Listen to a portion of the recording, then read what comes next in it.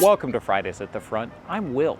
This is a collaboration between the Shenandoah Valley Battlefields Foundation and Civil War Digital Digest.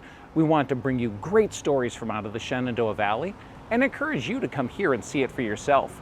Today, I'm across from a building in Newmarket, Virginia. The story is a reminder that although the war is blue versus gray, it's not necessarily all black and white.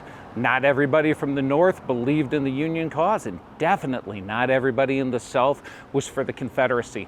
One person down here who wasn't is Mrs. Jessie Rupert. She's born Jessie Haining, schools in Pittsfield, Massachusetts, and before the war finds herself coming south to teach. As well as being a teacher, she's also a Christian, and she works in Lexington, Virginia to help educate young African American people so that they can learn to read the Bible. She did this with an instructor of artillery from VMI named Thomas Jackson.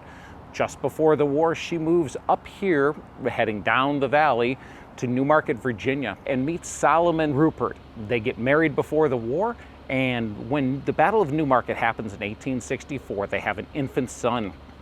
Jessie's already had run-in with Confederates here because of her obvious Union tendencies. She got dragged in front of a general once.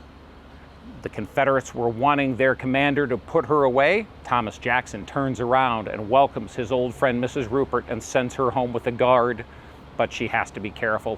Her husband is the Justice of the Peace in Newmarket, and during the Battle of Newmarket, they've been warned that there's shelling coming. They take their infant child and put him under the floorboards in their house. Now, their house is not the house behind me.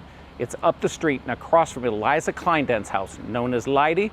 She'll be another famous face here in Newmarket. The place the Ruperts are living is no longer standing, but there's a marker there. After the war, she stays in this area. Her husband sadly dies in 1867, and she has to provide for herself and her child. She goes ahead and works with the Freedmen's Bureau, and the building behind me is a building that she had built so she could run a school for African American children. Many run-ins with racial tensions here, but she continues to struggle to help with education and serve here. It's a little reminder that as much as we like to make the war sanitized and the conflict really clear lines, it's not always so. This is a piece of American history. You can come up the street and you can see the marker where her house was. You can come here. Shenandoah Valley Battlefield Foundation is in the process of preserving this building and carrying this story forward here in the valley. Come see it.